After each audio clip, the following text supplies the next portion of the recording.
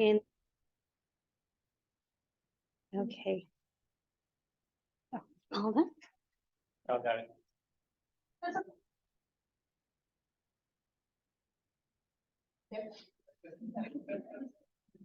We will multitask.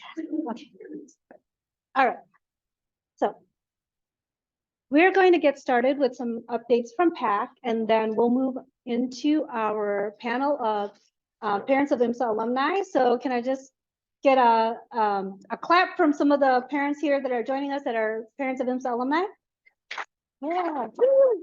We've got quite a good group here, so we're really interested in saying hello to them and finding out more about how life is like after IMSA. Okay. So, and then after that, we'll have some updates from our IMSA representatives. So first, we're going to start off with our executive board updates. So just a reminder to everybody that the voting for the executive board for the incoming class or incoming year, so for 2023, 2024 is underway. So you've got about another week left to be able to vote.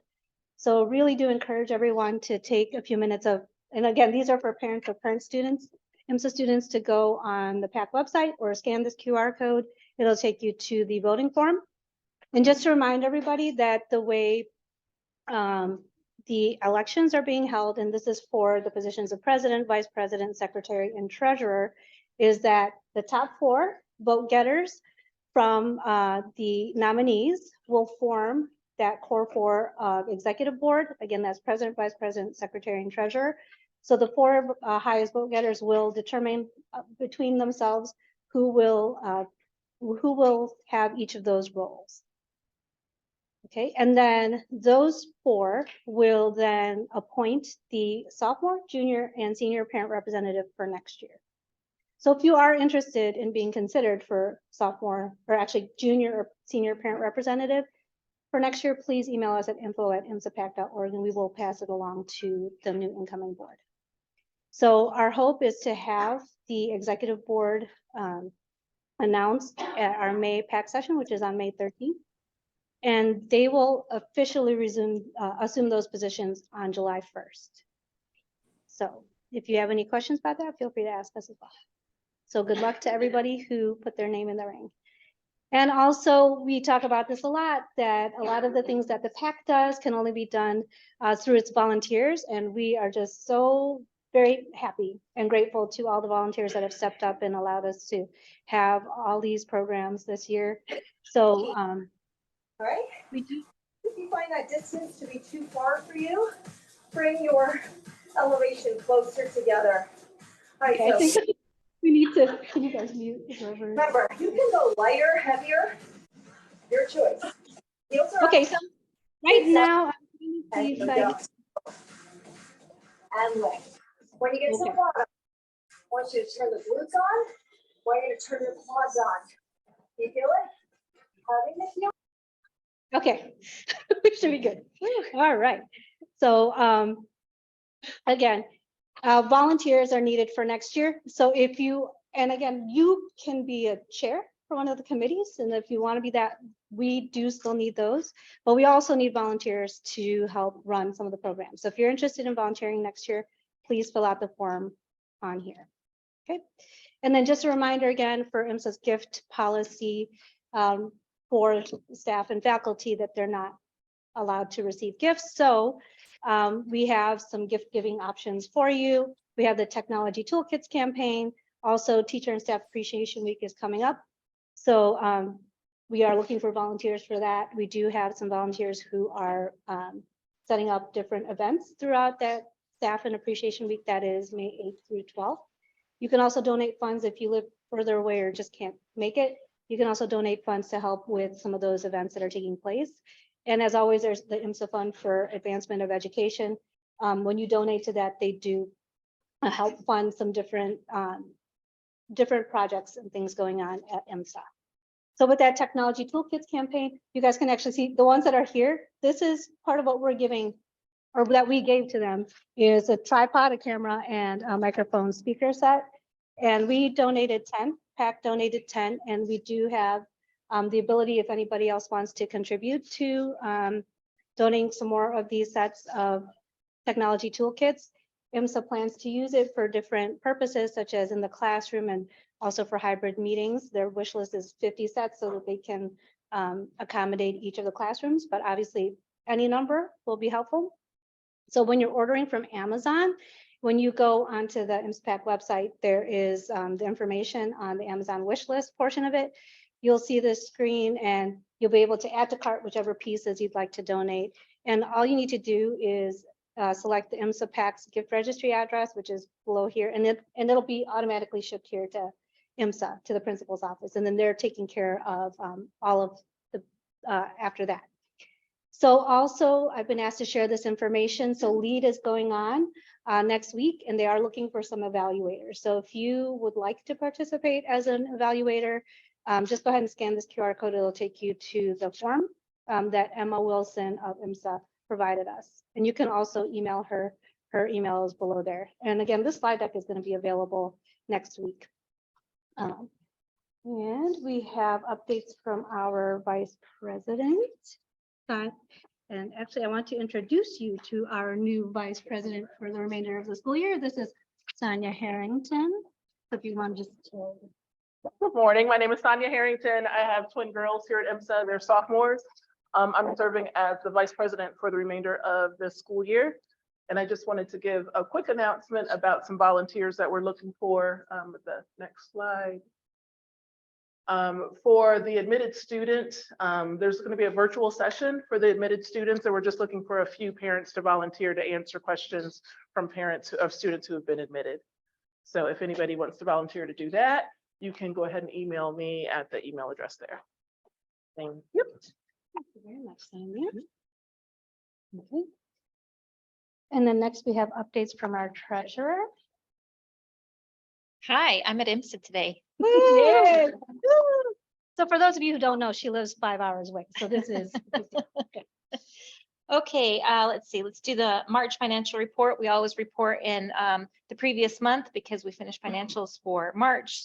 Now that we're into April, I can report March. So our checking account in March was $54,422. Our reserves are still at $23,004 for a total cash asset of $77,427. So go to the next slide for me, please. So this is our income. This is how we break out our income. Our bus ticket sales are basically parents pay in and we pay out. Same with senior banquet. Parents pay in and we pay out.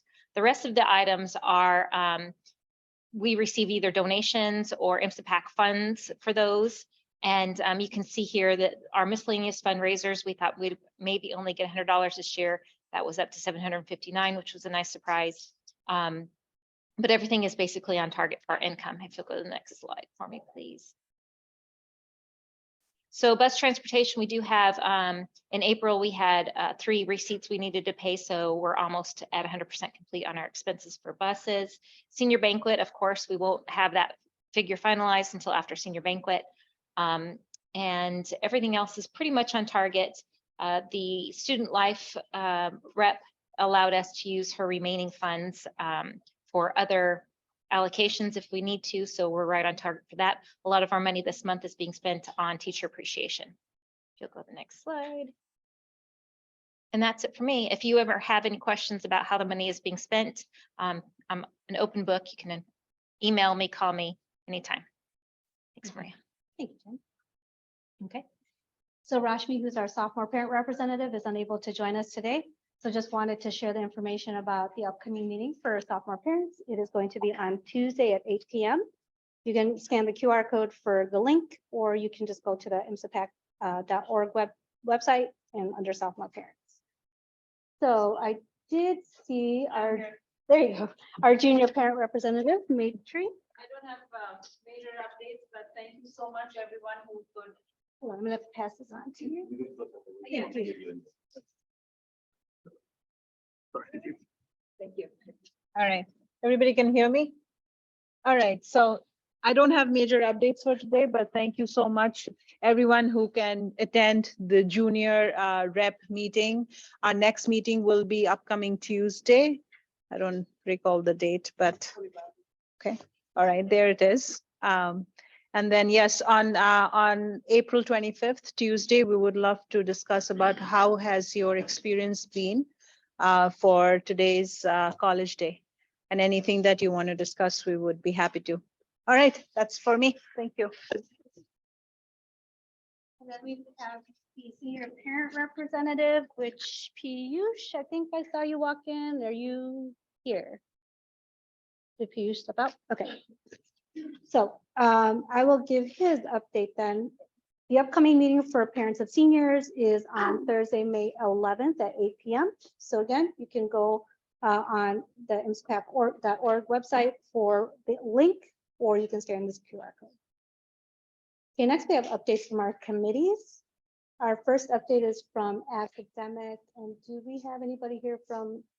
Yes, we do. We do have someone from academic. I think it's pizza. Yes, so this is just in the fall, during the finals, we were able to offer the students pizza. And so we wanted to do that again when they have their finals in May. So we've gotten some funds to be able to offer probably twice as much pizza as we did last time. So it was a popular night where they all got to have pizza while they were studying. And I think that's the only update we have. Oh. And then this is just a reminder that if you had any questions about anything that the CACs can help with, or any academic related questions, you can pass those on to us at the academic email address. So we do meet once a month with the principals. So if there's any questions that you have academic related, we can pass those on and hopefully get answers out to you as quickly as possible. I think that's it. Okay. Let's try my best.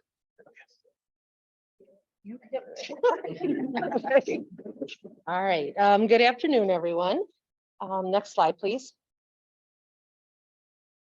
Oh, and slide after that.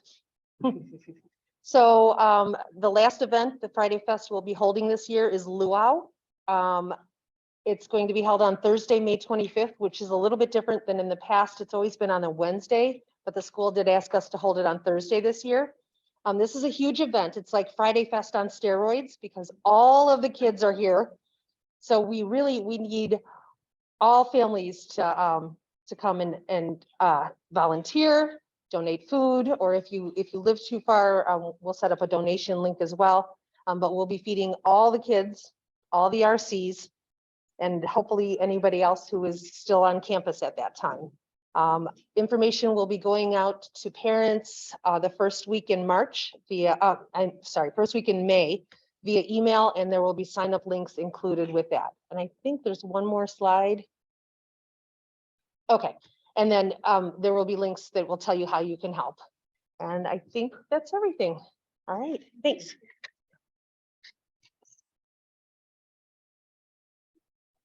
So I just want to make an announcement as well for anybody that's standing room in the back or anybody else that's coming in. Feel free to take any of these seats here. There's still availability behind us here.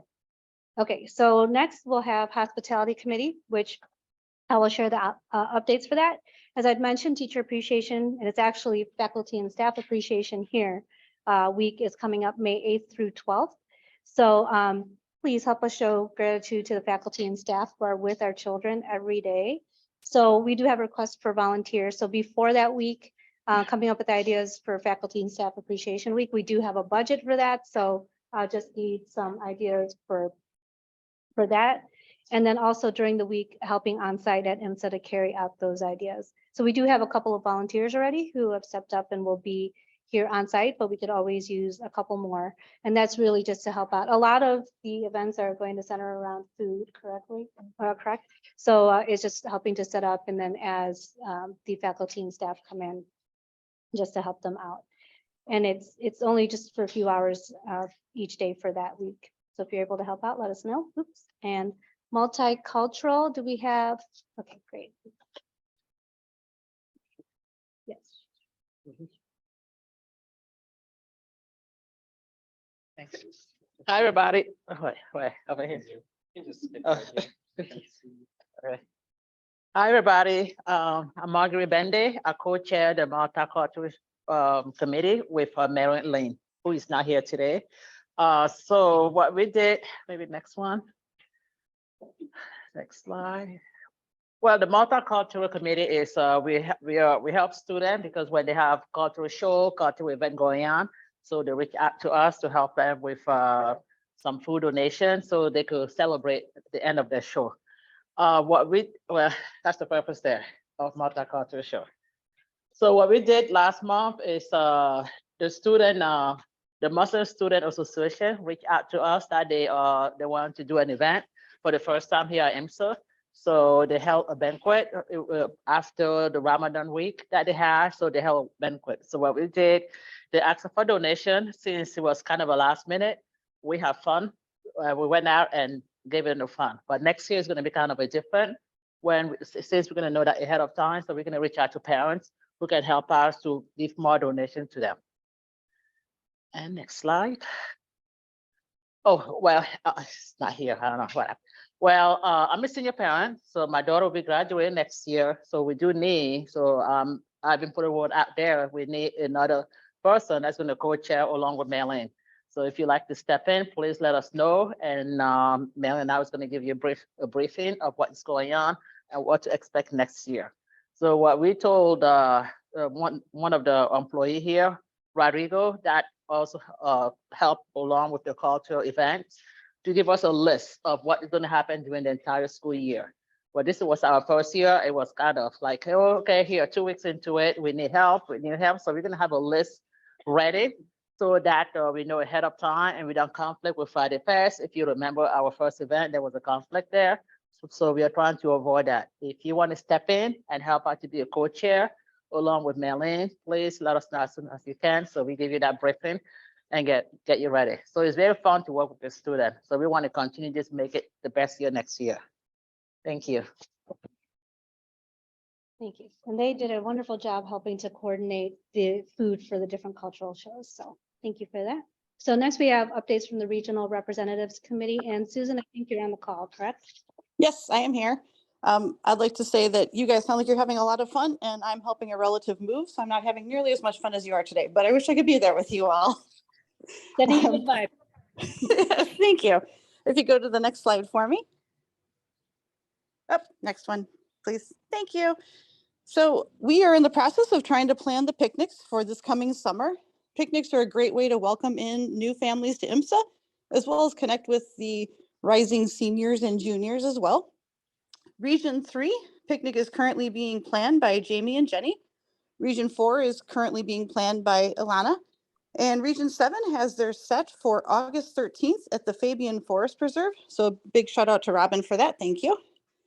If you go to the next slide. So the regions we still need reps for are regions 1, 2, 5, 6, 8, 9, and 10. I've listed a few cities that are in those regions. There's a more descriptive map on the IMSA PAC website if you're interested. I highly encourage anyone that has a little bit of time to volunteer, but maybe not a lot of time to volunteer, to consider being a rep. Regional reps really plan the summer picnic. You pick a location, organize, maybe pick up some food, pick up some games. You're reimbursed for those costs. And then if you don't do anything else for the rest of the year, that's okay. You can continue to do things as a region, but if you don't have time, that's all right too. So I highly encourage anyone that's got just a little bit of time this summer to help plan those picnics. It is really a great way to welcome new IMSA families and kind of kick off the academic year right before it gets started. Thank you. Thanks, Susan. And here's her information if you want to reach out to her, if you're interested in volunteering to help out with any of those regions. Okay, next we'll have updates from Senior Banquet Committee. Hi, it's Jen again. So Senior Banquet registration has now closed. So if you have not registered for the Senior Banquet, tables are full. So you can check with me, but I can't guarantee I can find you a seat. If you check the IMSA PAC website under the Senior Banquet tab, you can find out, you can verify the meal that you ordered and the table you're sitting at. And if you haven't already done that, I encourage you to do so to verify that your meal is accurate because I will be turning in final numbers on the 1st of May. And after that point, I cannot change anything. If you have not submitted your photos for the senior slideshow, please do that as soon as possible. Robin is doing a fantastic job. I've seen a sample of the slideshow this year, and it's going to be really cool. So don't miss out on that. Even if you were a student, you can submit your photos too. So dig through all those, boxes of photos when the kids were little. You can do that and snap a picture and send it to Robin, and she'll make sure it gets in the slideshow. Robin, do you have any other updates? No, I think you said exactly what needed to be said. Thanks. Yes, this is Robin. She's fantastic. I'm so lucky to have great volunteers for Senior Banquet this year. It's going to be a great event, and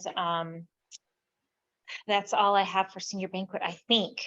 We will need some volunteers the day of just to help us set up. So if you have a few hours, or if your student needs volunteer hours, please have them reach out to us. We'll put them on the list. That'll be primarily setting up tables with programs, and maybe making sure attendees can find their tables. So reach out to me if you need some student hours. Other than that, that is all we have for Senior Banquet. Thank you.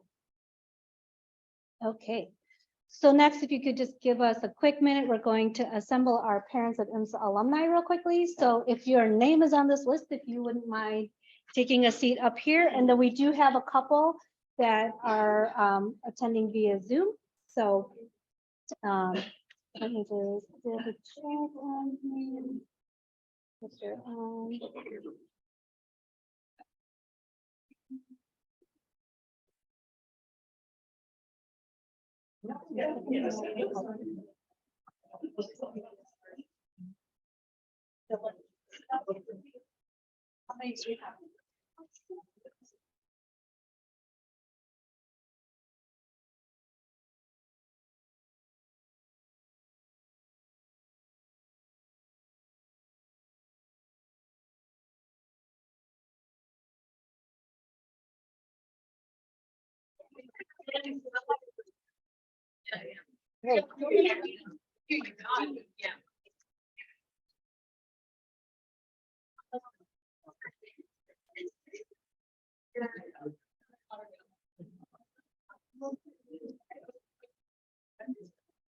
So I will.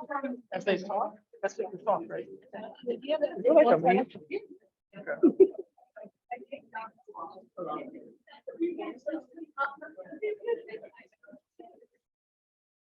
One of you mind taking a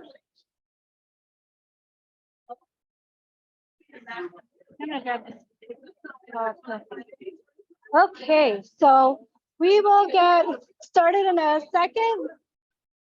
So everybody that's on Zoom, and I apologize if I'm really close to the speaker, so if I'm loud, I apologize.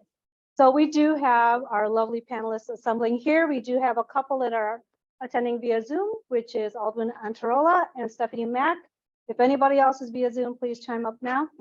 Okay, so the way we're going to do it is we have a lovely moderator here, Sonia Harrington, who's going to be asking questions and also giving us this puck. This puck serves as our mic and speaker.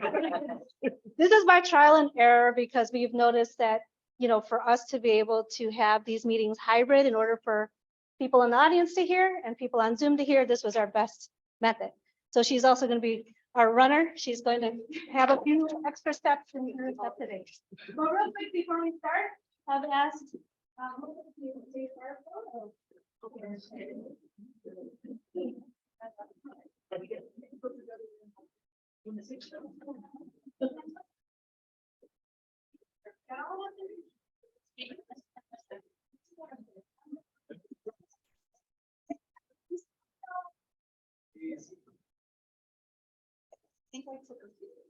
Thank you. Okay, so just to start off, if you could just do some introductions, if you could give us your name, when your child graduated, we can just kind of start there. So just brief introductions to start off with. You want to start and pass the buck? My name is Rhoda Matson. My daughter Emma is actually here today. She graduated in 2017, and I have a son who is a junior at IMSA right now. Hi, I'm Jenny Tamez. I have two IMSA kids. One is class of 2021. Now I have a senior as well. So. Mike Temez, same as Jenny. So our older one is a sophomore in college. The younger one is a senior here. Hi, my name is Kathy Williams. My daughter Christina Williams graduated in 2021. That's my husband over there, Dwight Williams. Hello, everyone. My name is Bethany Like, and I'm a parent of one of the infamous class of 2020 students. No homecoming, no prom, all that. Hi, my name is Angela M. and my son Ethan also was part of the class of 2020. Riyadh Specs Musa. My son is a class of 2022. I live out just about an hour north of here, and my son is attached or at U of I. My name is Robin Abend. I have a son, Kyle, who was class of 2021. I have a younger student, not at IMSA, who's a graduating senior this year from Wheaton North High School. I am Gabriela Lima. I have a daughter, Louise. She's class of 2019 and Julie 2022. Same thing. My name is Maria Ramos, and I have a class of 2021, class of 2022, and soon to be class of 2023, as well as a freshman this year. And my husband, Jim Ramos, is wanted to be here, but he is with IMSA at Science Olympiad for state. So congrats to all of them. Thank you. My name is DK Lee from Champaign. I have 3 boys.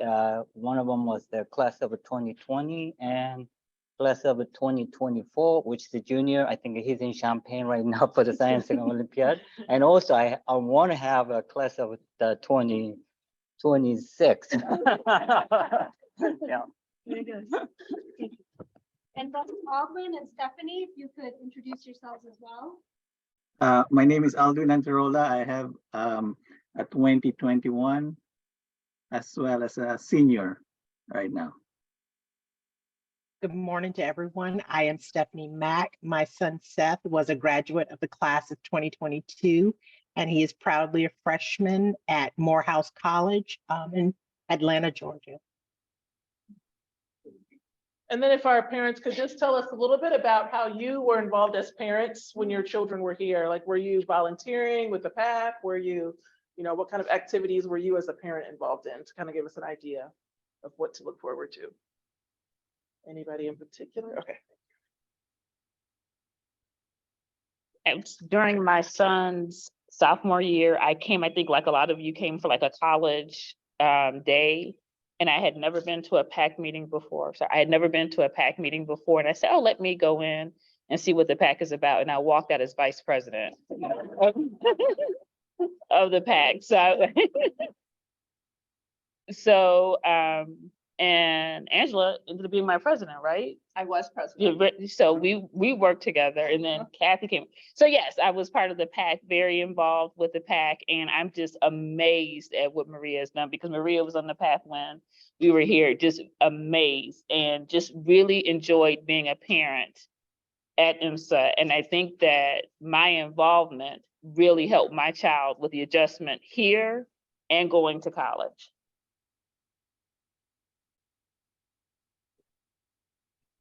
Hi, yes, Kathy Williams here. You recruited me. Yes, I did. I volunteered. You volunteered. And I think I started off with the senior being over the senior banquet. God bless you. And then eventually that turned into being vice president of the PAC. But I really did enjoy it, and I do echo what Bethany said about Maria, who's done a great job with the group. And I think you were the president when I was vice president? We all worked together some way or another and did a great job as well. A major reunion. Reunion for us. So in addition to being involved in PAC, I was actively involved with Science Olympiad, and I actually recruited Maria's husband to volunteer with PAC or with the Science Olympiad. And what I would say is that PAC is wonderful. I mean, obviously, I believe that because I was on the executive committee for 2 of my son's 3 years here. But I would try really hard to get involved with the activities. I think that if I were here today, what I would say is to try to have, and would be my recommendation to the PAC, but also to the parents, to reach out to Rick Palmer, who is head of the student activities here. I think that he's still head of student activities here. And because IMSA is a residential program, their parents aren't around to be actively involved and volunteer at like a normal public high school. And so I think that it's really a fulfilling experience because it's great to meet and mingle with other parents, but it's really wonderful to have the opportunity to work and be around the students. And the best way to do that is to help support and volunteer at the student activities, right? Yeah, and sorry. The only thing I'll add, echoing Angela's comments, really, I got involved really more on the activity level, Friday Fest committee, senior banquet, and things like that. And I think the echoing comment that I would make is that is the way to really touch the student and to learn really about your students' friends. You see them in more of a natural habitat, and you kind of you get to know them better and get to know who your student is hanging out with on a daily basis. Maria, I'm sorry, I can't see the entire panel. If I could just quickly interject. I'm a mom of a special needs student. So even though I only live 20 minutes away in Aurora, it was more challenging for me sometimes to be that parent that could be on campus. And so I just wanted to not only echo what the other parents were saying, but if you're a parent like me and maybe it's something that keeps you, whether it's distance or family needs that may not allow you to, participate at the level you'd really like, Maria, the magical recruiter, helped me to be at least a wing parent. And so there were many opportunities for me to help support, even if I couldn't always physically be there. There were many ways for me to contribute to the activities that were going on campus so that the students could still have a really great time. And so I would just encourage both direct, but if you do have any challenges, there's still a way to be involved and to support not only your child or children, but to support all the students. So wing parent is kind of a great way to kind of dip your toe in the activity waters and get started. So my name is... Can I say something to Aldun and Terola? Please go ahead.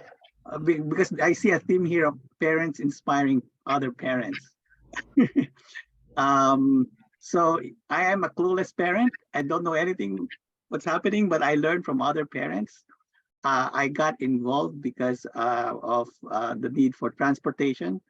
And I'm from Carbondale, 6 hours away. So even though we're 6 hours away, like Jen is probably 5 hours away, so we can still get involved. I attended College Day, and that's when I met Angela, okay, and Bethany as well. So yeah, I have two presidents, Angela and Maria, will be my presidents. And I think I also was able to inspire other parents to be bus coordinators, because some bus coordinators, well, if Alvin can do it, I'll do it too. So other bus coordinators actually followed suit. So yeah, this is great because parents actually help other parents, and I'm very grateful. Can I add to that? I just wanted to add to that because I did not know this, but for parents who live further south and far away, and their students are taking the bus, if you want to physically volunteer, helping out with the bus program is a great way. I did not know this, but when the buses come to the locations, there is a parent volunteer there at the bus location, making sure that the kids are safe, that they're meeting their parents, which makes, right? And the PAC obviously operates the bus. So if you are further away and want to actually physically volunteer and have interaction with with IMSA students, being a bus coordinator is just the best way to do it.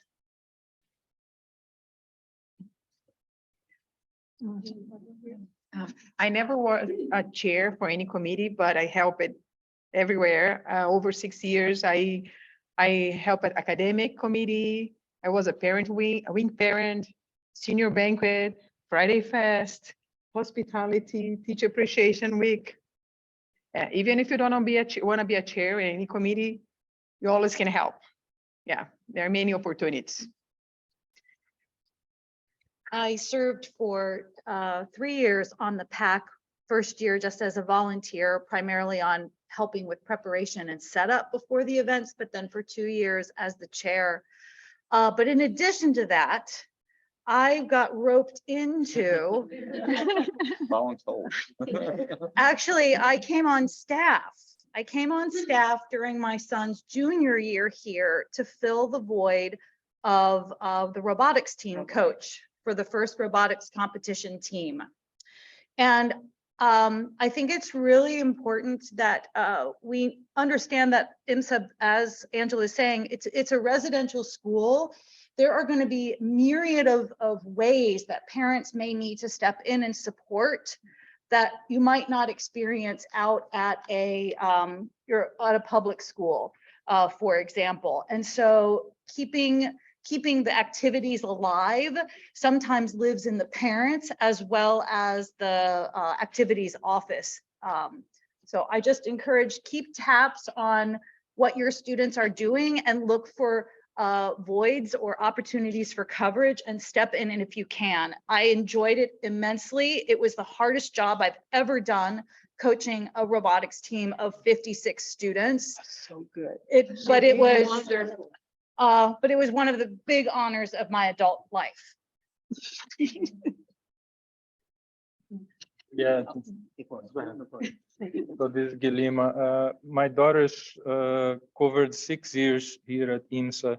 And during these 6 years, I had the pleasure to participate in the PAC. I became a technology chair since the first time that I spent, in this, that I attended the PAC meeting. And I mean, it was great. We made good connections with other parents. And I also became, since the second year at IMSA, I became involved in the robotics team as well. It was a great experience to see, how independent the robotics group is here. And the kids, unless most of the other robotics teams, which have some other, employed engineers to design the robots, the IMSA kids do most of the design and building the robots, and it's just great to see the works, the kids working in the robot and getting amazing results. It's just a fantastic experience, and it's, I mean, they really need a lot of parents and a lot of efforts from some parents to come and help being at the labs, to keep the labs open so they can come and do the jobs, because without adults, they just cannot be at the lab working. So that was a great experience to be closer to the kids. Like Robin said, it's at least 50 kids each year attending the robotics group. And it's great to see, and make connections with the kids. So. I think I need to promote the academic committee. During my first son, I didn't really think about, serving for the PAC. I never thought about serving for any PAC parent committee, or even for my job. I never liked serving as any chair, but I thought, because I love IMSA. IMSA is a great school. And then I got really, should serve for the IMSA. And then for my Joshua, who's in junior right now, okay, I decided to serve as the academic committee since I'm working for the university. And then I joined, and Gabby and Maria is really encouraged to join it. And I really enjoy.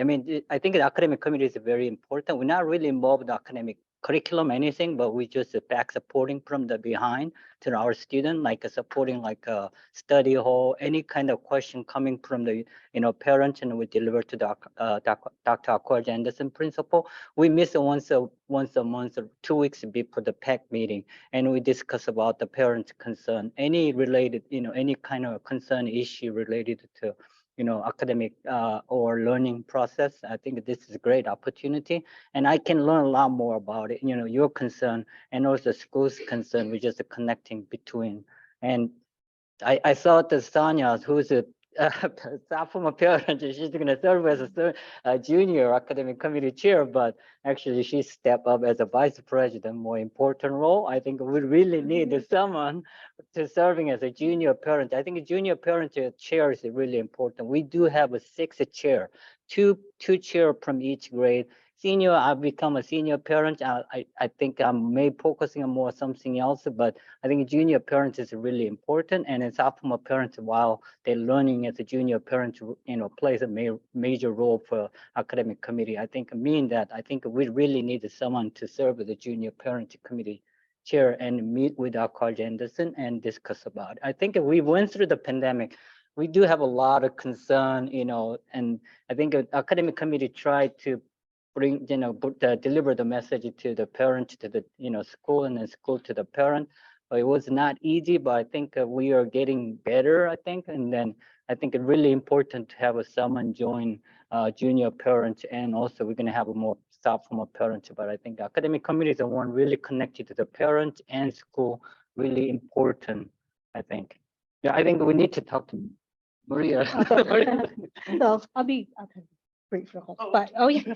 So much like everybody else here, when I went to my first PAC meeting, I was kind of a little, and my husband Jim too, we're kind of like, oh, okay, this is completely different from our homeschool parent group and just the environment and what should we expect. But we were very pleasantly surprised to be met and greeted by some of the parents of upperclassmen who are here. And yes, they did volunteer us to join some things, kind of dangled some t-shirts in front of our faces if we volunteered for things. And but it all worked out because as a lot of you know, on some of the different calls, it is, you don't know what you don't know. So a lot of these committees were grown and continue to grow because of the questions and concerns of parents. So a lot of the things like the one thing I remember when we were parents of sophomores is a parent of a junior who said, like, during the time when you had to fill out the forms for the college prep meeting, they're like, this is going to be you next year. So, some tips on what to prepare for. So I think that's been like the most helpful thing. And I've been involved in many different ways, starting off with just volunteering for Friday Fest and being a wing parent to chairing the wing parent program to being VP and then president the past 3 years. All have been wonderful experiences. And I was kind of asked to be to help out with decorations, AKA chair decorations for the senior banquet that was not to be. So just for any of you that will future for senior banquet, we have a ton of supplies in the PAC closet that were supposed to be lotus trees for truffle trees. So if you guys ever have any need for that. Okay, thank you. Can our panel just speak? Did anyone else want to address it? Okay.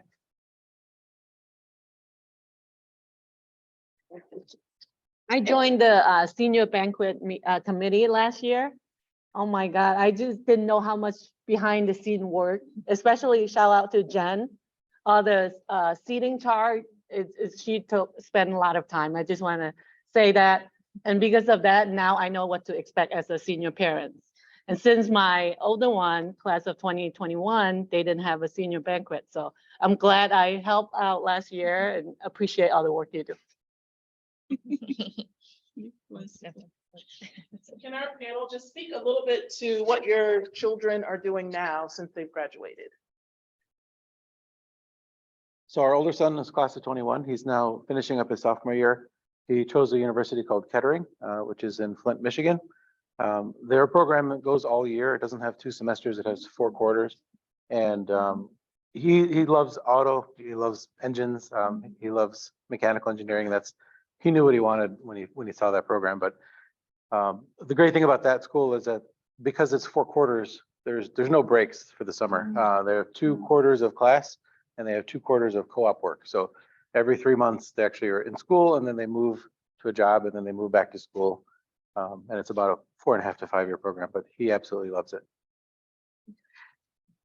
I can talk about my daughter. She went to Vanderbilt and then has spent the last 2 years at Indiana University doing graduate school as a speech and language therapist. So she's just graduating in about 2 weeks.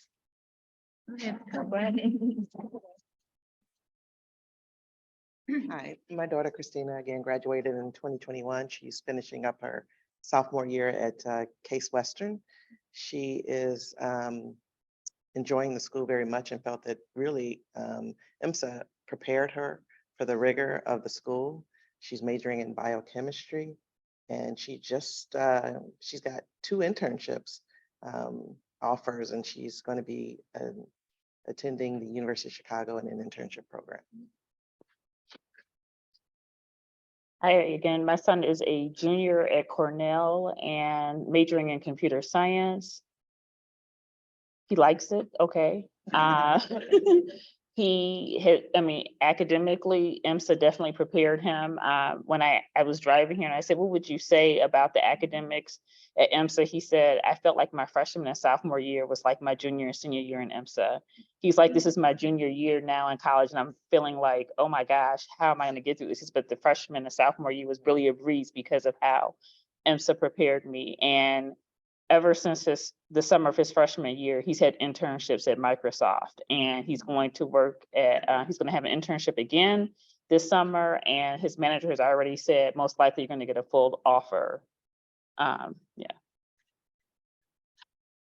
Okay, so my son is a junior at Georgia Tech, and what I wanted to add to that is that that he was also very lucky to have an internship. So last summer he was part of the engineering leadership internship at Siemens, and then this year he is a research intern for the Research Institute at Georgia Tech. And he had an offer to go back to Siemens, and he did not. He chose not to because he wants to go to grad school. So he decided to do a research internship instead. What I wanted to add to that is that especially if you want to get an internship when you go to college, it really helps to have something on your resume. And so when my son was a student here at IMSA, he, through the SIR program, he was an intern at Fermilab, and he was an intern at Northern Illinois University. And having those, even though he didn't do that much, but having those on your resume to begin with gave him a little bit of a leg up for when he applied for internships when he got to college. So I don't know if the SIR program has improved since my son was here. I think it's very hard. If you get a good project through SIR, it's a great experience. You know, the one thing I know, Dr. Glazer is here, so I would say the one area that I think that IMSA really needs to improve on is to have more SIR opportunities for the students. But if your child can be aggressive and get a good SIR experience here, it will help that your child have a more rewarding experience when they go to college. So my son is a class of 2022 from IMSA. So he is just finishing up his first year at University of Illinois in civil, down in Urbana-Champaign, in civil engineering. And he'll be starting an internship at U.S. Geological Survey, I believe it is. It's very close to the campus, so he's actually subletting an apartment for the summer and on his own, and you know, thriving as an independent IMSA alum.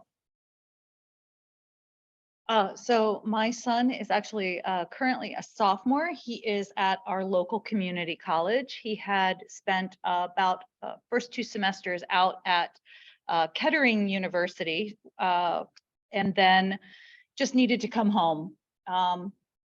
life changes and he's home with us. And some of the we live locally. So while he's still doing his studies, trying to figure out dabbling in computer science, mechanical engineering, manufacturing, trying to figure that out his path, he's been able to come regularly here to IMSA to mentor the robotics team that he still loves so much, which has been a huge gift for both him and the team since they lost a lot of knowledge over the COVID remote year. Well, my older daughter, class 2019, she's graduating now from MIT, bioengineering. She's gonna do her grad school starting September at Stanford. And my younger one, 2022, she's at U of I doing computer science. Over the summer, she's gonna work at Amazon.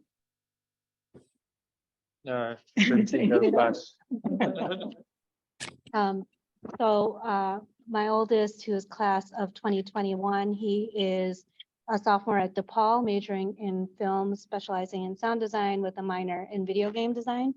And my second, who's class of 2022, he is a freshman at UIUC, majoring in math. And then my senior here is planning to major in education, secondary or middle school, with a focus on math. And Yeah, my son, oldest one, 2020, class of the 2020 is Columbia University in New York, and he's majoring the math and computer science. But I guess all IMSA students very strong in math and science, but also they are really well-rounded. And Daniel told me one day is actually go just follow after class. You should follow. Then Daniel, how do you know all the stuff that they're discussing about in the history class? Well, I just read the book. I think IMSA students are well educated not only about the science and math. I think all the literature and in history, everything in an art. I think they make their college life very easy. And one thing I want to also add, and I'm at the U of I campus in Champaign campus. I hear a lot from the IMSA about the IMSA student at the engineering college. A lot of my colleagues actually talk about. I think IMSA student is one of the biggest body of the student from in U of I. I think all the students are really performing really well and actually best. And then also their network is really, really strong among IMSA students. I think that's another really good benefit about the IMSA student, especially in the U of I campus too. I'd like to follow up U of I because my son goes there now. So he's a graduate 2021. He's now a junior in chemistry. What I'd like to add is that because there's a lot of IMSA students in U of I, it's easy to adjust. Well, they have already been living since high school away from home. But the advantage is that, well, he now lives in an apartment with other IMSA alums. So, and in his first year, is an IMSA alum is also his roommate. So what I'm saying is, besides the academics, there's also a support group that for living conditions and things that they can easily go to, because there's a lot of IMSA alums in U of I. As I shared earlier, my son Seth is a freshman finishing at his first year at Morehouse College, which is a historically Black college and university in Georgia. And he ran into the situation where they didn't have enough on campus housing. So he wound up in an apartment this year. But I will say that IMSA prepared him to be able to not only be able to live on his own in an apartment, but to be responsible. I've never had to worry 1 minute that, my kid's almost 600 miles away from me. He's living on his own. Can he be responsible? And so as the last few parents were saying, IMSA is more than just an academic environment. He's certainly prepared for the rigor. He knows how to approach his professors. He knows about office hours. So all of those things that IMSA gives our kids a leg up on, being prepared, for rigorous curriculum, being prepared to ask for help when you're struggling, right? Before things get too far along the road. He's utilizing all of those skills and tools.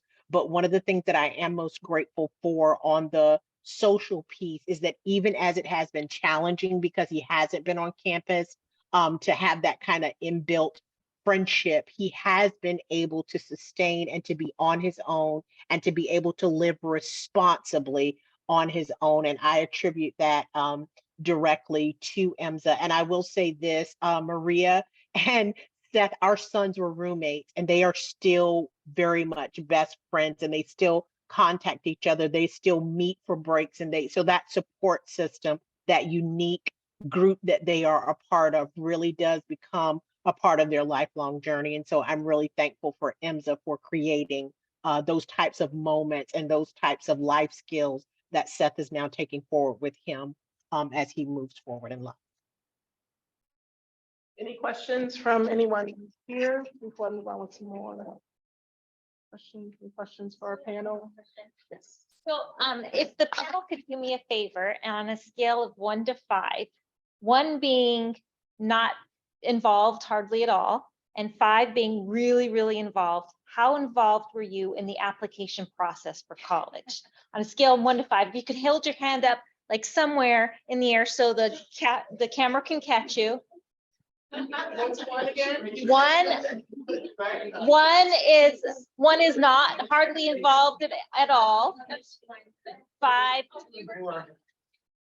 We have 2 kids. He was doing all of this. Well, you know, where you, I guess my question is, how much freedom did they have to, number 1, at their college of their own choice, and 2, did they, how much help did you actually have to help them with college, with the application process itself? The application process. We'll start here. Work our way to. So we have 2 IMSA kids, so we had 2 slightly different experiences. One being way more independent than the other. So I'd say one of our kids was probably a 1 to a 2. He was, like I said, he was super focused. He knew what he wanted to do. There was no, he did apply to other programs, but when he found the one he wanted, he loved it and he got accepted, and that was that. So same thing with his major. He was just laser focused. So our second one, who's this graduating senior now, is way more all over the place and loves everything. And he loves everything from engineering to dance. So it's made it more difficult. We had to be a little bit more involved to say it. These are some great programs and think of this and think of that. So a 1 for one and a 3 for the other, I'd say. I have 4 children and it's a different process for everyone. So it really depends on your kids, but mostly I've been about 2 because I think the college process is hugely a process that can help them become adults and that can make them, they can learn from it. It's just a great experience for them to kind of own. And so although I probably internally was more like a 5, I tried to give them about a 2. Mike did all the college help, so. My husband being the project manager that he is, I'll just start with that. He did assist my daughter a lot in just, creating the spreadsheet that she's able to understand, what she's applied to, the deadline dates, which was really, really helpful for her to just have that laid out all the time and just look at that. In terms of, we were going through the process during 2021 and still COVID was pretty much had a lot of schools closed. So she was not able to visit a lot of schools. And one thing in going to Case, they gave her the full tour. And then I think she got accepted to WashU and we went down there. So she was able to, I think those college visits really, really are important. U of I was closed, so we knew people there and we were able to just kind of let her see that environment through that. So we just assisted her in making sure that we brought everything together for her and took her where she wanted to go. But we really let her, decide kind of what she wanted to do. Just want to add one thing real quick. The CACs here are an unbelievable resource. I can't overstate that. There's no other school that I've ever seen that has a program like IMSA does. Utilize the CACs, meet with them. Every parent will have a meeting with them. Take that seriously, have your kid take it very seriously. They coordinate everything through Naviance. So it's kind of like it's sort of the project map of where they want to apply, what they like, what they're thinking, what the costs are involved, when's the application time. So I mean, all the organization, a lot of it goes back to that program and the CAC, and again, their support. And a lot of them are IMSA parents too, and they've had kids. You know, our Kara has said one that went to Caring, one that went to Iowa State, I think. So she's had multiple kids that have been through the program, and it's just been awesome. So utilize it. I was definitely a 5. And if, I mean, 10, 20, whatever you want to say. As Kathy said, we had the spreadsheets. I was doing calendar appointments. You know, I'm sending him calendar appointments. Make sure you do this, make sure you do that. My son is very, very independent, and he didn't like it. He really didn't like it. But when I was like, because, and I'm going to say this, it was not only the college application process, but it was looking at financial resources. And that's why I stepped in, because my son was like, I want to go here, I want to go here. I'm like, that's 80,000, that's 85,000. He's like, but I like the weather there, and I like the, and I'm just like, you know, so that's why I got heavily involved, because I really wanted to have a realistic picture for him, because we were doing the application process. At the same time, we were looking for external scholarships, because of the schools that a lot of our kids are applying to. They don't give academic scholarships. A lot of the top schools, and I didn't know that at that time, but they don't give academic scholarships. So you're really looking at, where am I going to get the best bang for our buck? So yes, I was heavily involved. And we did the tours as well. And I think at one point, after we were doing tours up until March, because he was 2020, we were doing the tours. And I think at one point he was just like, I want to study computer science. All these schools are good for computer science. Whichever one I get into, I get into. So it was definitely a more stressful experience for me, but I chose to make it a stressful experience. It wasn't as stressful for him, because he knew that IMSA prepared him, and most likely he was going to get into the schools that he was applying to. But again, finances, whew.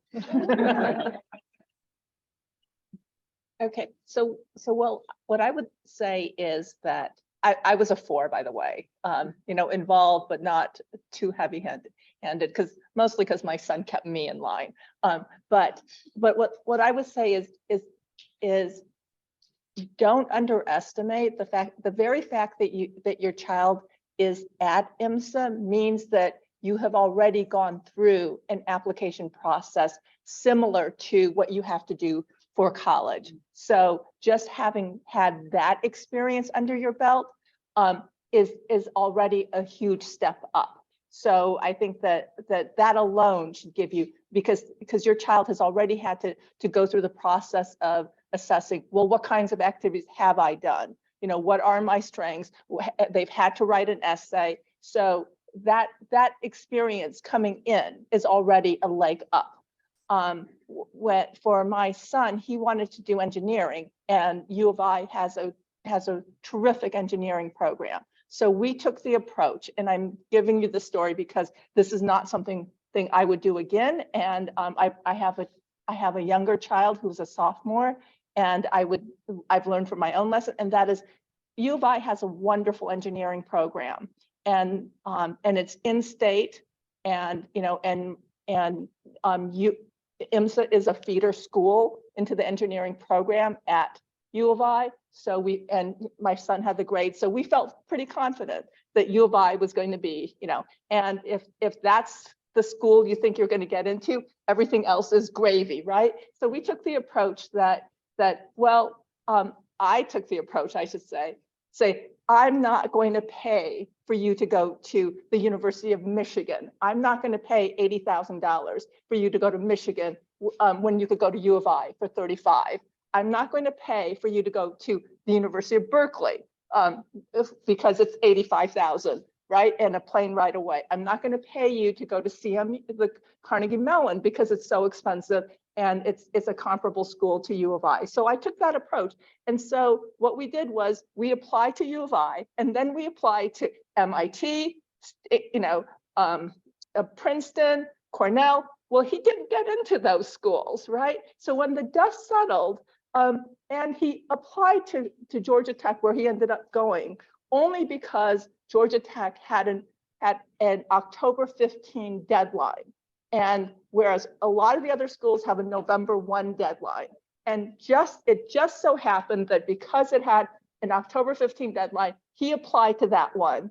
And then November 1 came, and then, you know, he still hadn't, he was going to apply to Michigan, but then he was down to, you know, I could apply to this school or I could apply to that school. And I said, okay, we'll apply to DePaul because DePaul might actually, not DePaul, what is it? What's this? No, the one in Indiana. Purdue. I said, Purdue might actually give you money, right? Purdue will give you money. Apply to Purdue because this is the day of, and you can only apply to one, right? So you only have enough time to put through, you know, to crank out an essay. And so when the dust settled, right, he was left with Illinois and Georgia Tech. And so he ended up going to Georgia Tech, and it was a terrific choice. But we never would have applied to Georgia Tech except for that October 15 deadline. So what I'm trying to say is think broadly, think beyond just, you know, the I want to go to, you know, whatever ideal school, and then my one safety school. Think more broadly so that when the dust settles and those admissions decisions come in, you have real choices. And you also don't want to put your child in a situation where they're getting a lot of rejections, because that's no fun either. Sure, and I kind of said I was a 1. Really, we were very hands off. I think IMSA did a great job of preparing our son for the application process. And there was a lot of the application process, most of it, if not all of it, was really done when he was here. He was on campus and doing the essays, doing any applications. We offered our assistants to read everything, to even help him with it, and we were turned down. You know, we didn't get to. We had no visibility into what he wanted to or what he was doing. I was assured from communication with the CAC office as to where he was applying. I have access to Naviance, so I could see that where he was applying, what was the likelihood of him getting into where he was applying, what was the safety school, what was more aggressive. And we really found out a lot of things, just that he was doing the right thing. And that's where I say is that we have to trust the students, a lot of them, to make that right decision. So there are a lot of tools out there that you will have visibility to be able to find out what your student is doing before it's too late. Communication with the CAC office, Naviance, you have access to these tools. Take a look at those tools first. Make sure if your kid is on the right track, you might not need to really get involved in it. And our son, you know, he has our credit card, so you know, I would good or bad. It's been okay, but at least I would see the application fees come in through there and things like that. So then I understood. I said, okay, I know where he's applying. And we did also have three schools that we did go visit. And those schools were just, we went to the University of Michigan, we went to Pittsburgh, and then we went to Carnegie Mellon because it was right next to Pitt, literally on the next campus over, or next block over. And so we went to visit those schools. And I think we went there just based on what was their deadline for applications. And then the rest of the schools, we saw them after the fact, after we got admitted. Then we went to the admitted student day to actually try to say, okay, here's our top 3 of the ones that we were admitted into. Now let's make a decision as to where you actually have it in your hands. I think COVID has just really helped that whole thing, because it got rid of that whole pre-school visit and the whole summer or spring break touring of the entire US. And a lot of costs have been subsided by that, so. I was grateful for the not going on the pre-visits. Yes, we did the post-visits after acceptance came in, and those we chose the ones to visit. But I will echo what Riaz was saying, is that the amount of supports between the student, the CAC, and the parent, with Naviance being sort of a centralized tool, it's like that three-legged stool. There's a lot of support for the student, and so I didn't feel like I had to be super heavily involved. There was a lot of processes right there. Yeah, the same for us. The only thing we got involved is for the safety schools, because like you said, only schools that there's no money. I said, you need to put some safety schools. And by the end, we just, let's switch some schools back and forth. And IMSA did a great job helping them in everything they needed. So I'll say it was a mixed bag too with our kids, and same thing, you know, I will have to say, I echo what everybody else said about the CACs. The one great thing I think that the CACs do is they do keep the kids kind of on that timeline. And so they get to be the bad guy instead of us, because they're the ones reminding them, like, did you come up with your list, you know? And we as parents are kind of just the support going, oh yeah, we got this email. Did you do this, you know? But we're not the ones initiating the, did you get this done? But a lot of it, we did offer to our kids to visit some of the colleges. We did have, you know, a couple of our sons that were kind of during that pandemic time, agree with them that we couldn't visit schools. That was actually on our list to do during that spring break, right before the world shut down. So, but it did, I think, help even for our last a couple kids that were applying to college. They preferred to see the colleges after getting the decisions, which is more helpful.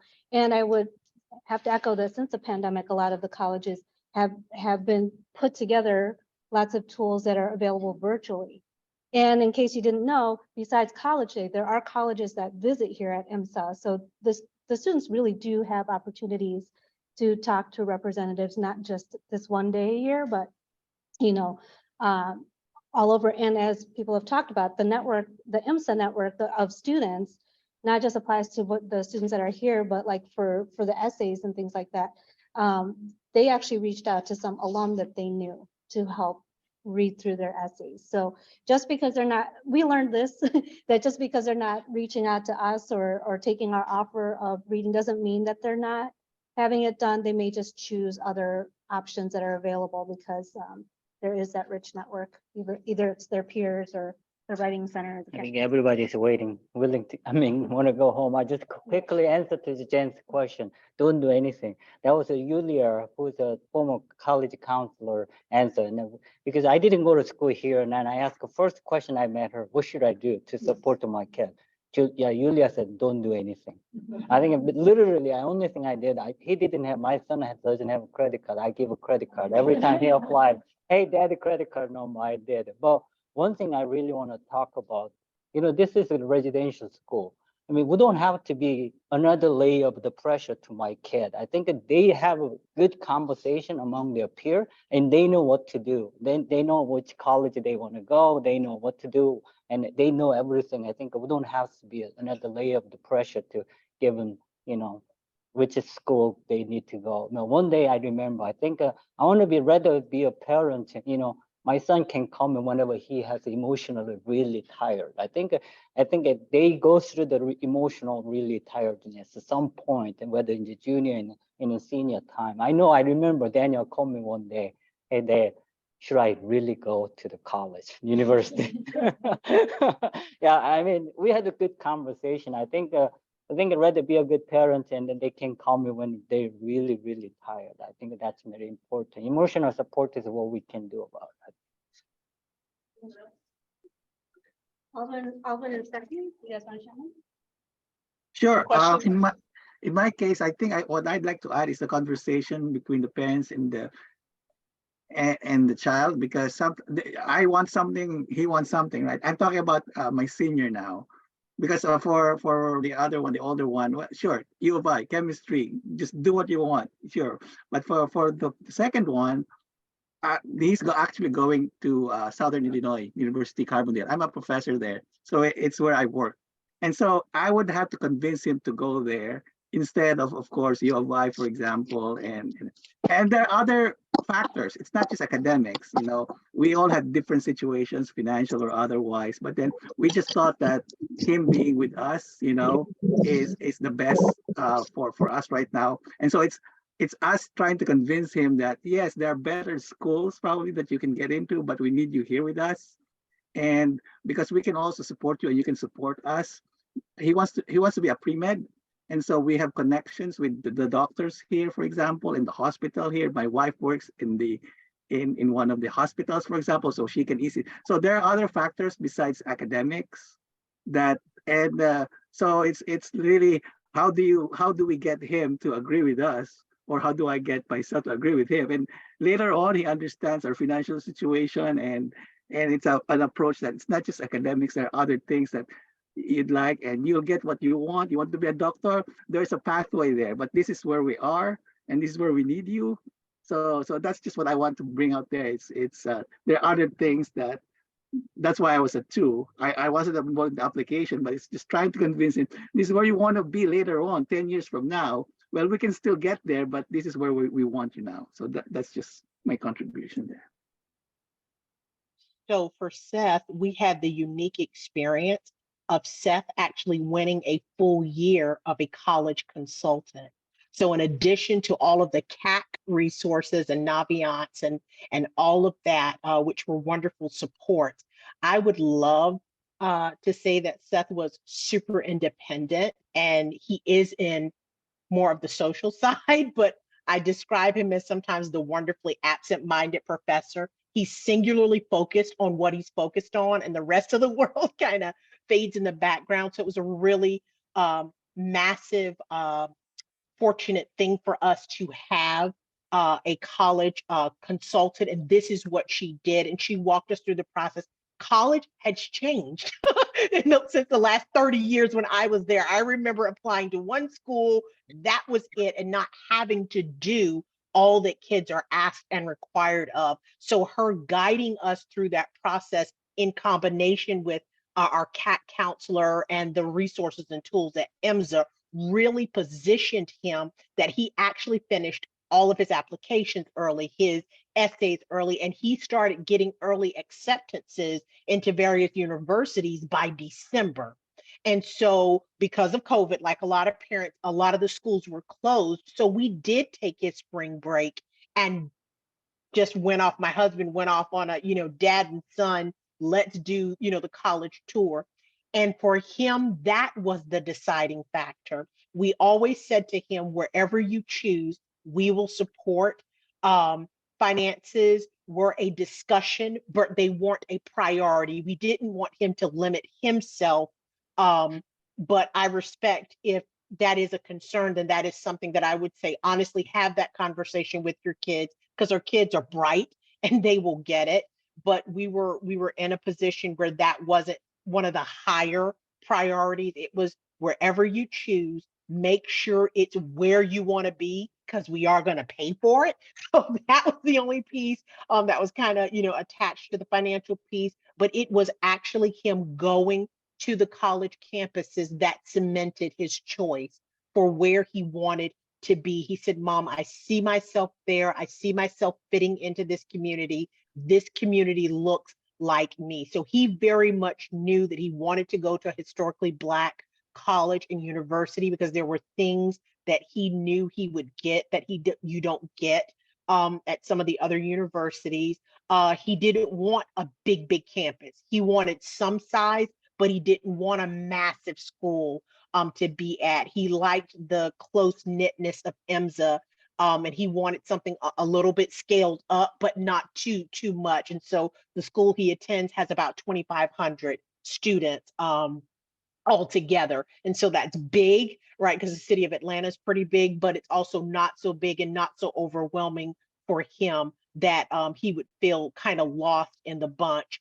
And so I would just encourage parents, your children's personalities, and you also know the considerations that you have to have as a parent. And so just having those constant conversations, utilizing all of the wonderful people and resources at IMSA, combined with, again, knowing who your child is and where he or she wants to be, I say you're going to be in a really, really great position. And if you follow that schedule that Kat lays out, your child will be really well positioned for the many choices that they'll have, because schools will really want them. Just once they see IMSA, they're going to want your child. So that's one of the wonderful things about the experience of doing the college application process. Thank you. Yes. So I just wanted to give everybody an update on the timeline. So we'll probably just do like 2 or 3 more questions. And then this one, instead of having everybody answer, just raise your hand if you want to answer, or Alden and Stephanie if you want to answer. And then we'll do our updates from IMSA representative. So I'll segue into, do you have any tips or resources you can share regarding searching for college scholarships? Or yes, we'll start with you. Again, I was all about finances because every school that my son was looking at was $75,000 or more. And I created a spreadsheet of all of the national scholarships and all of the local scholarships. And he got most of the local scholarships. Because with the local scholarships, you might have 100 people going for those local scholarships.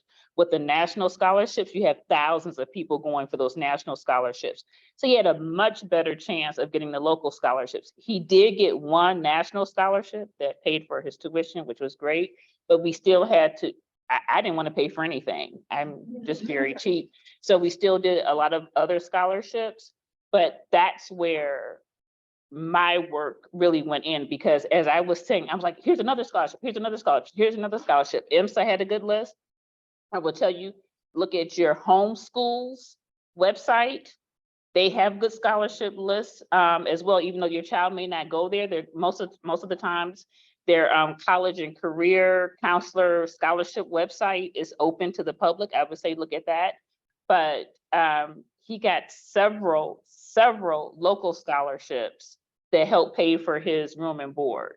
So that's just definitely put a lot of time. I put a lot of time into it because here at IMSA, he was like, I got into school. I'm busy now. I'm trying to graduate. Don't call me about filling out another scholarship application. Here's a couple of essays. He wrote like 5 essays for me. He's like, here are a couple of essays. Do what you want to do with them, but I'm done. So the only other advice I would give it was successful for us. Two other places to look at. One, Google. Of course, it's just, if you really are, ask your Facebook network, if you're on Facebook or Instagram or anything, ask your network of friends to where they might have applied for their student, as well as local credit unions. And then if they are on any sporting teams of any kind, a lot of the locals swim team for us. Our local swim team was offering that he was on in the summer. They offer a scholarship as well. So those are just 2 other things that, in addition, that I would have added down there. I don't have a tip, but I just, my daughter, I don't know how she found out, but if your kid is going to major in CS, Amazon Future Engineer, they give you $40,000, $10,000 a year. I don't know how she found out about this scholarship, but only for CS, computer science. Whoever's going to apply for computer science can apply for this scholarship. Oh, I just asked. Oh, please.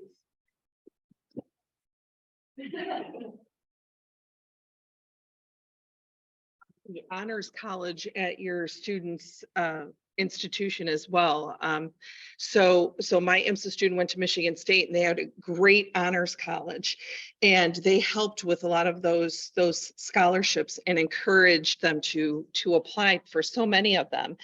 And it's incredible. It's incredible. So the long and the short of it is just make sure that your student checks with their honors college as well, because there's some good opportunities there.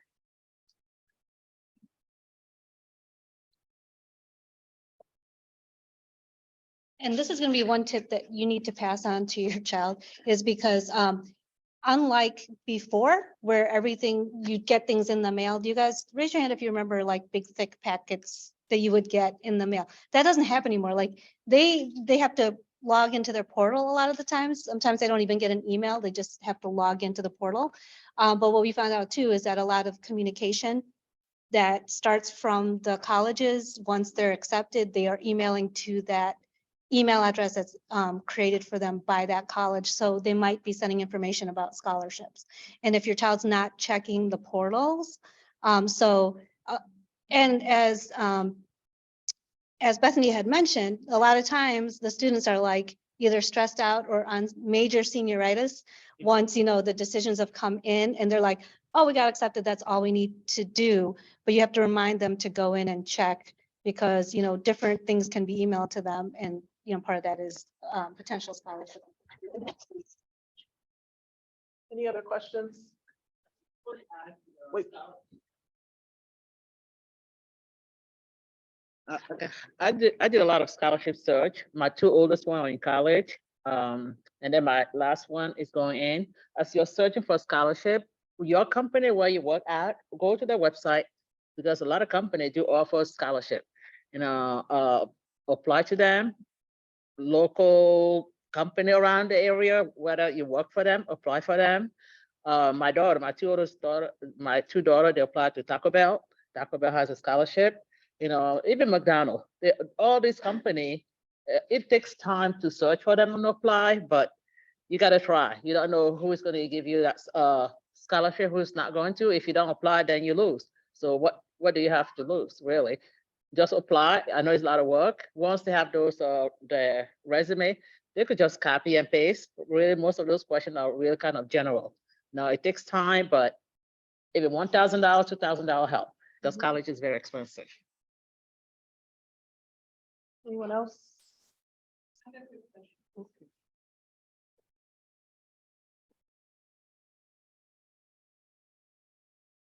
On an average, for your students, how many schools did they apply? Just, and anybody can answer, sorry. 10, okay.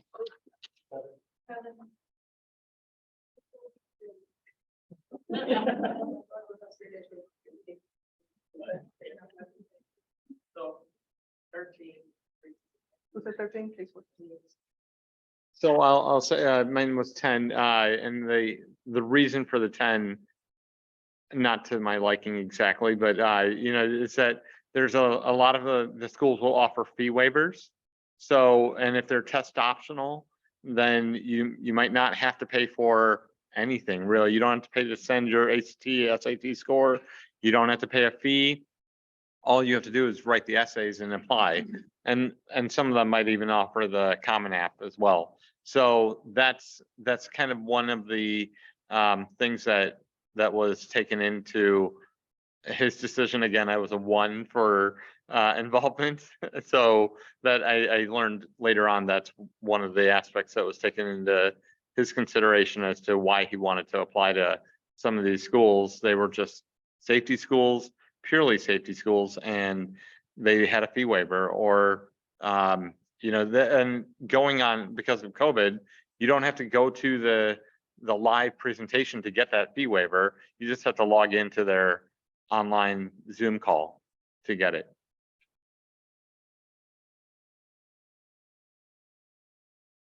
Are there any questions from the audience or on chat? Online parents, any questions? Nothing online.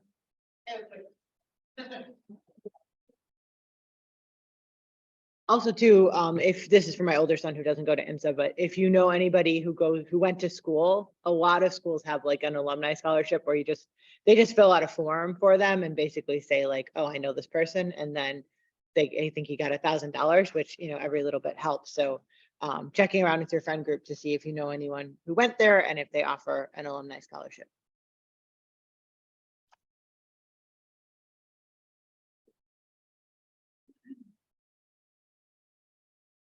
Hello, everyone.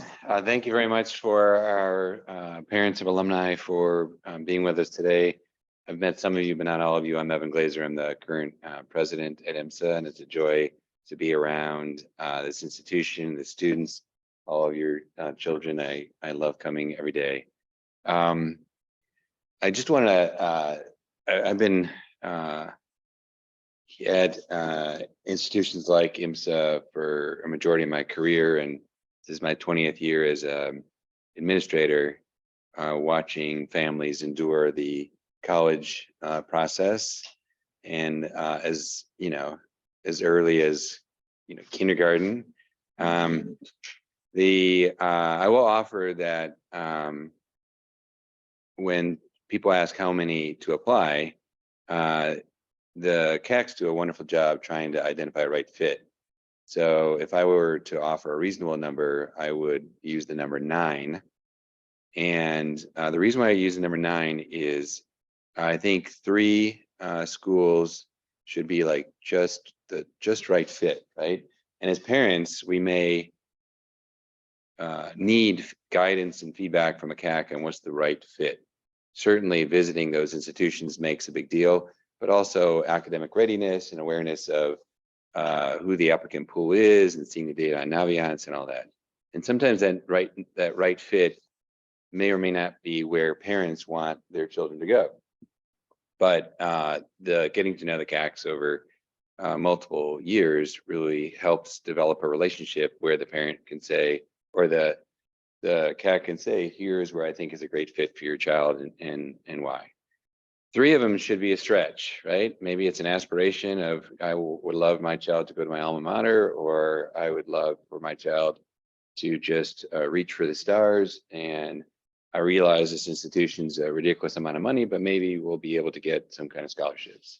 So there should be some stretch. And then 3 should be what is identified as a safety, which I think some of the panel has mentioned, where you have a high degree of confidence that your child will be admitted based on the metrics. And I think if you look at the palette of institutions in those different ways, and then see how the results come in, it allows you to make a good choice based on your own financial circumstances or whatever loans you want your child to take out and what scholarships you get. But I think that is a good way of looking at a landscape of options. Personally, I'm grateful that kids go to college at all, because I think that's still a wonderful privilege.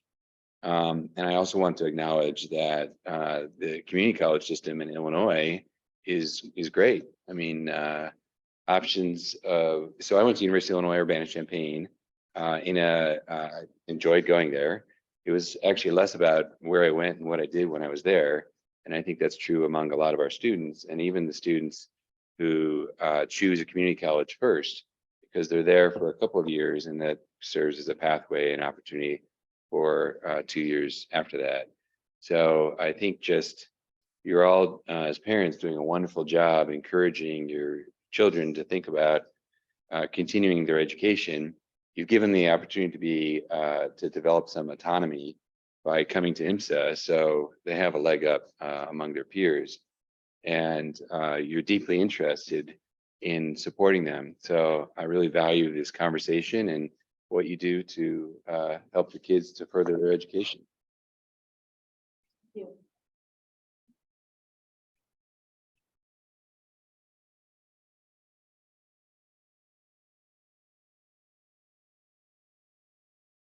I'm glad that Dr. Glazier mentioned the community college network out here in Illinois, because having raised my children and been like the Uber volunteer, including here at IMSA, now that my kids are grown, I've finally gone back to work, and I have landed at my local community college in the admissions office. I work part-time there, and I absolutely love it.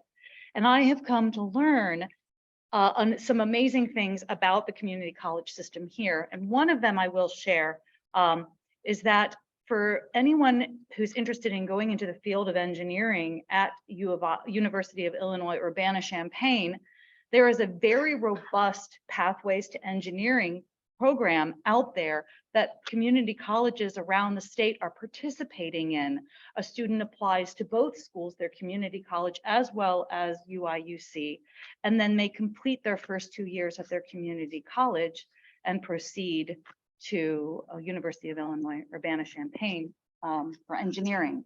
So I'm glad that you mentioned that, because when I was coming here, I asked my son, who is now also at our local community college, if he thought I should mention anything. And he said, yeah, make a plug for the community colleges. Yeah. So there's an agreement. Yeah. With the state of Illinois that they designate that the imports go as a automatic change to a huge portion. Okay, so I also want to make a plug for the community college, and that is that that if your child doesn't have anything else going on in the summertime, if you take classes at your local community college and high school, which you can do, then those credits will transfer. And so you know, you can take the AP test and things like that, and some AP tests transfer or they don't. Those community college credits, by and large, do transfer. So my son was able to go to college, and he had 30 credits, and 20 of them came from the community college.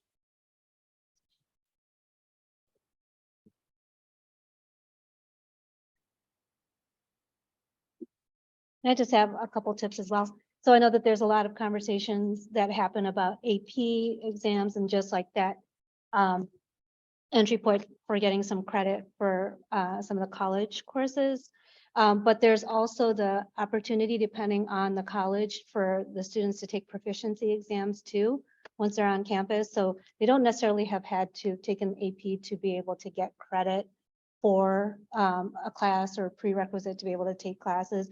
But you know, your child will just have to talk to their dean or their counselors to find out what that is, because there's still opportunities, and that's all I just wanted to share, that just because they don't take an AP doesn't mean that they can't get credit. And then the other thing is, for scholarships, don't just think about scholarships for entering college, because once they're in there too, make sure your child is checking, because they do have a lot of scholarships too for continuing students. And sometimes depending on your child, if they, you know, depending on their grades now, it may change when they're in college too, so they may have opportunity for other opportunities moving forward. In our department, I mean, I'm at the South Campus at the Crop Science Department. We do have a lot of scholarships sitting on the desk, and simply students not applying for it because they don't want to write some statement. What do they know about it? Oh yeah, we It's on the website, constantly right? send out. And also even my lab, we do have always a 10 to 15 undergraduate students working my lab. And we're always looking for good students. And we pay now the $15 per hour. It's not, they have to work, but this is on campus, U by campus, there's a lot of jobs available, but students not really looking for, reaching out. I think there's another thing, you get it. I don't know, I can't speak about the other school, but U by campus, there's a lot of jobs out there. I mean, they pay pretty good. And also sometimes if a student is really good, actually that, you know, faculty member like to connect with it, and then they just put him in the research team too. But it's just simply students not engaged, not reaching out. And I think that's another thing I know, but IMSA kid is very different, but there's a lot of opportunity on campus actually.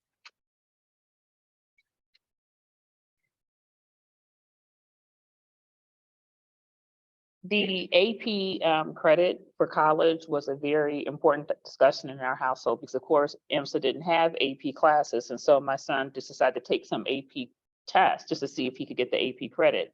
And he passed all those classes and he had the credit.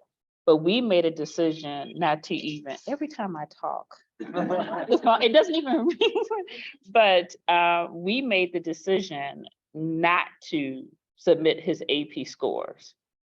And every kid is different, but we made that decision because I told him, I want you to be in college for 4 years. If he had submitted some of those scores and other things, he probably would have gone in as a sophomore. And I didn't want him to go in. I said, you're going to be in college for 4 years. I don't want you struggling. There was some advice that some parents gave me that if your kid comes in and they're no longer, if they're not a freshman in sophomore level classes, that transition to college is hard enough. especially with him being in New York and this being, but that transition is hard enough. And now you're going into college level classes that are sophomore level classes as you're trying to transition. So we as a family made the decision not to submit the AP credit scores. And then at his school for the classes that he was taking, they had to take like a pre-exam. I don't know exactly what it's called, but they had to take, I want to say it's a proficiency exam, but it wasn't proficiency. It was some kind of test they took. And they came back and they were like, you must have taken this course, this AP course, because you scored so high. And he was like, no, I never took the course, because he didn't take the course. And they made him take the class. So then we submitted the scores, because I was like, okay, now we're gonna take advantage of it. But it was a very serious conversation, because a lot of kids coming out of IMSA could go in as sophomores because of credits that they've taken. And I just wanted to bring that up as something to think about when your kid goes in, because depending on the student, the transition is hard enough. And do you want them going into higher level classes because they've already placed out of some of the freshman level classes? And can I real quickly say to my parent on the call, a parent of a Morehouse freshman, my older son just graduated from Morehouse, so HBCU love to you. Thank you. Maria, anything else? So, thank you to all the parents of alumni that made it out. We can give them a round of applause. And I know we could spend hours and hours and hours, because I know a lot of people have questions, and I do appreciate you coming out, because this was all kind of brought together because in all the parent representative calls that we've had, a lot of parents have had questions about what does life look like after IMSA, but also those questions that pertain to college application process. A lot of it centered around how much involvement the parents have, and really some of those things that we talked about with AP. So thank you for being on here. And if you all found this helpful and useful and you want to chat more with parents of alumni, number one, please email us or reach out to us, let us know.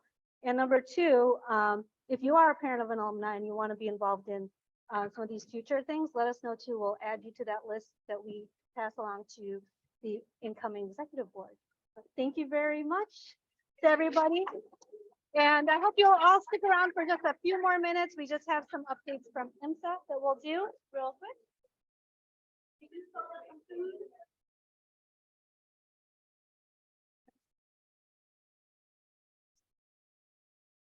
Can you stay for like 10 minutes? We're just going to finish up this meeting. Okay, so we have days. All right, so thank you. All right. Sorry.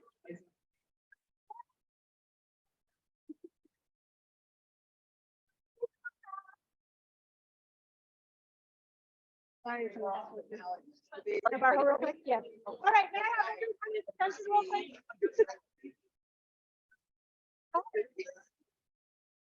Unfortunately, I don't have teacher voice, so. Okay, so we are just going to run through a few updates from IMSA. So first, we are going to have updates from the Student Life Office.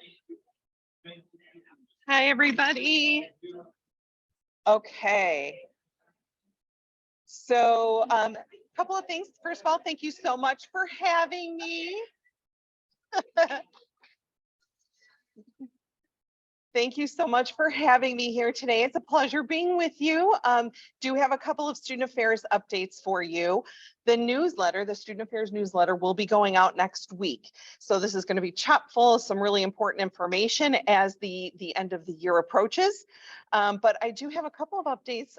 Our Sunshine Committee, thank you so much to Rachel Force and to Michelle Bemis.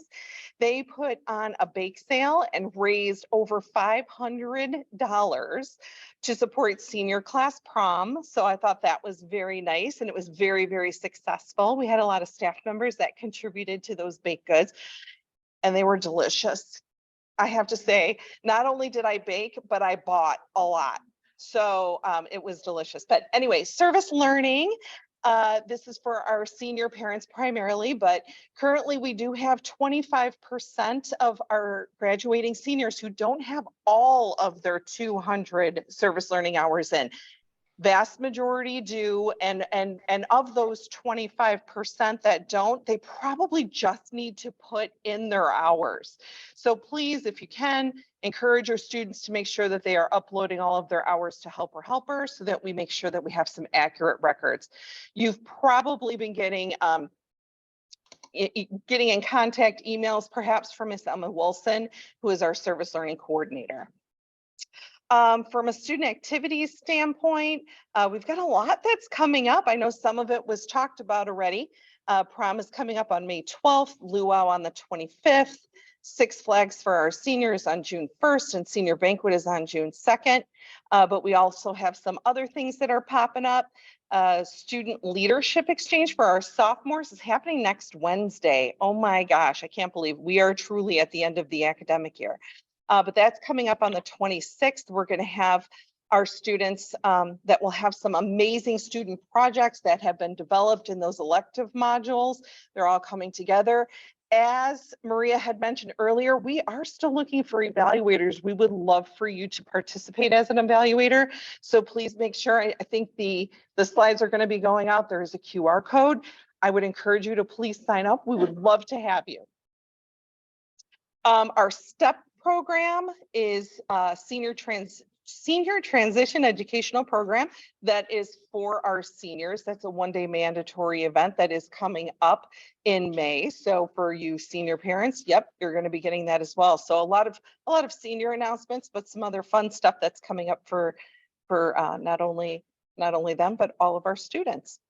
That's all that I had. So thank you so much. This has been a great meeting too. I'm going to turn it over. Well, actually, I don't know who I'm turning it over to, so I'm just going to go ahead. Thank you very much, Dana. Appreciate it. Hello, everybody. My name is Tate Schneider. I'm here representing Student Council. I'm a junior at IMSA, and I always say I'm from Iowa, but I'm really from the Quad Cities. Nobody really knows what that is around here, though, especially the students. However, I'm the O3 Hall Senator. I'm a junior, and we just have a couple of quick updates from Student Council. So first, we just had our executive board elections. So the roster's up there. Our president is Maggie DeMarco. Vice president is Yu Lu. CAB director is Faison Sheikh. Treasurer is myself. Senior at large is David Dixon, and our junior at large is Nicole Ng. And then also not included here, but they were elected as well. The senior class club president is now IND Socrates, and the junior class club president is Ria Shaw. Additionally, finishing off our elections for Student Council, we have the Hall Senator elections. So the applications were sent out on the 17th, and they are due this Monday, the 24th, and that will give us our full board for Student Council so we can go into the summer with all our planning and our full board. Next up with student organization updates. Club chartering applications were released on April 4th, and they were due last night. So we received, I think it was 90 or 91 applications for student organizations. So there's a lot of work to be done deciding who will be the clubs for next year. And so that's what we're looking forward to, dealing with that for the next couple of weeks. Additionally, we have club awards on the 27th, and this aims to recognize club accomplishments from this year and also some of the adults that are involved in those clubs. And so the winners were decided based on nominations, and we decided who those winners were on this Wednesday, the 19th, and they will be awarded the night of the event. And then finally, just a couple of other updates. Some major projects that we've had going on is Sustainability Week just concluded this week. And we worked with Club Terra and a bunch of other clubs in individual events to talk about sustainability on campus. So some of those trips included a thrifting trip to Goodwill and a hiking trip, which was in collaboration with one of the fitness clubs here on campus. Additionally, this Tuesday, we have the Students versus Staff basketball game, which is being sponsored by the Junior Class Club. The Junior Class Club. So not only will it raise funds for for the class of 2024's prom, but it's also an opportunity to facilitate better relationships between students and staff here at campus. And that is all we have. If you guys have any questions, please feel free to email them to studco@imsa.edu. Thank you.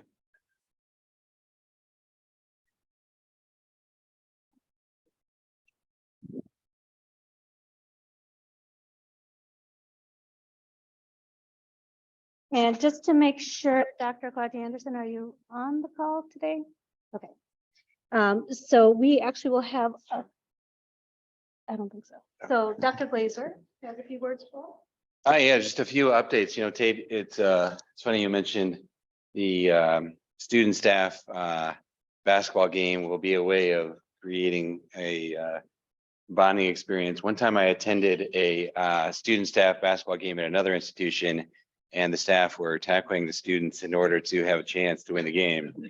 So I do really value, though, all the different fundraisers that happen to support our students, particularly prom activities. One in which I contributed to was the auction, and I volunteered to take a group of students to Astro Fun World, which I will plan on doing very soon. So we'll go karting and laser tag, and I won't climb the rock wall, but plan to have a nice evening with a group of students.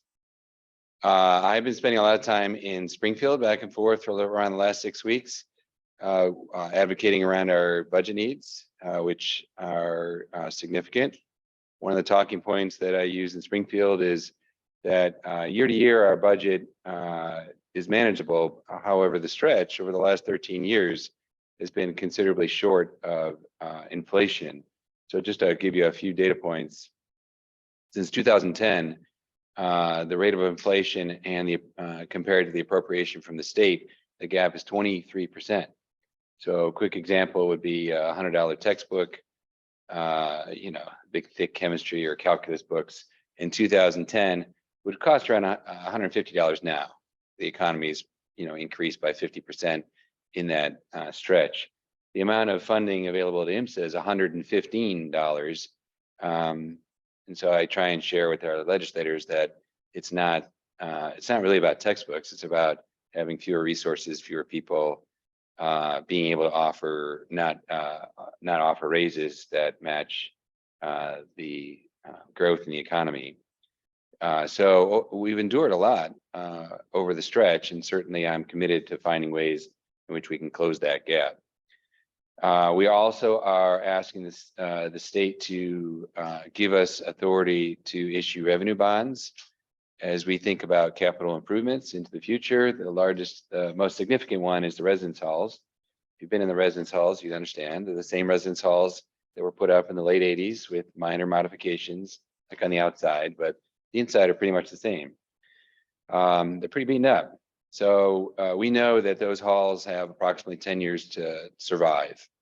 And so now we're on a window, a clock of changing or upgrading them, or excuse me, replacing them entirely. So to do that requires significant capital. We have some capital from Rebuild Illinois, but it's not nearly the amount that we need. And so we have a variety of outlets. One outlet is to continue to ask the state government for more funding. We do that regularly.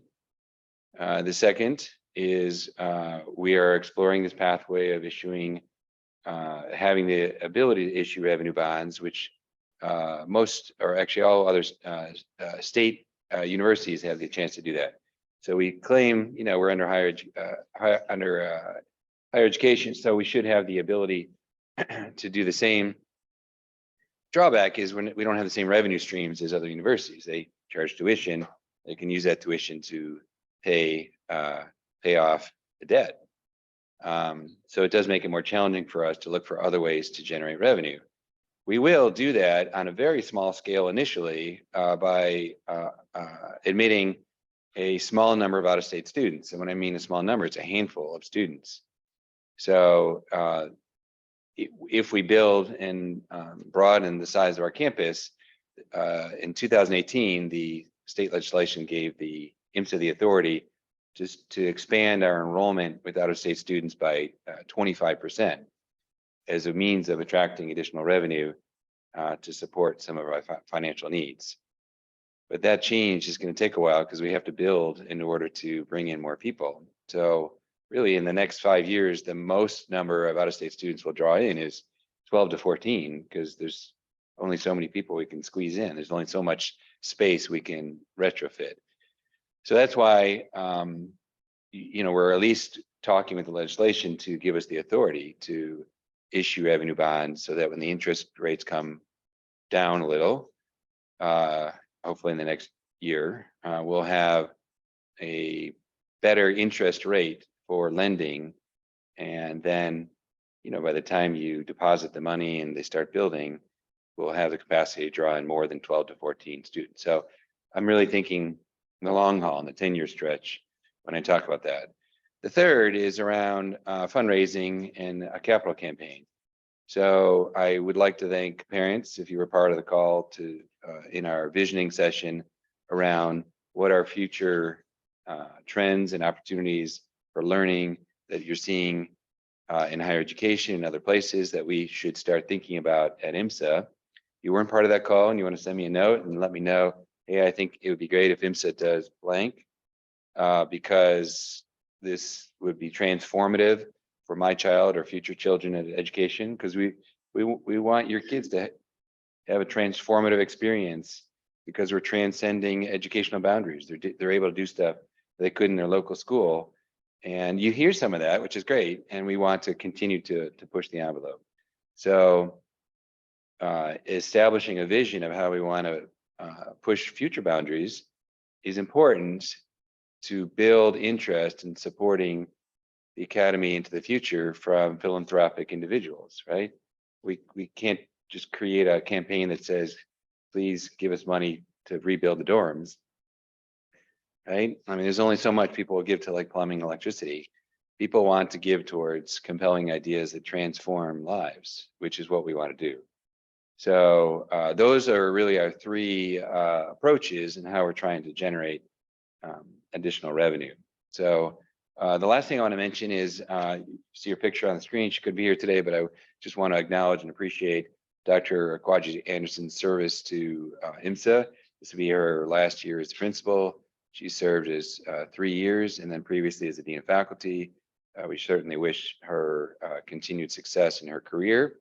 We now have the application open for a couple more weeks. So in your local area, if you have a favorite principal, you might reach out to them and encourage them to consider IMSA.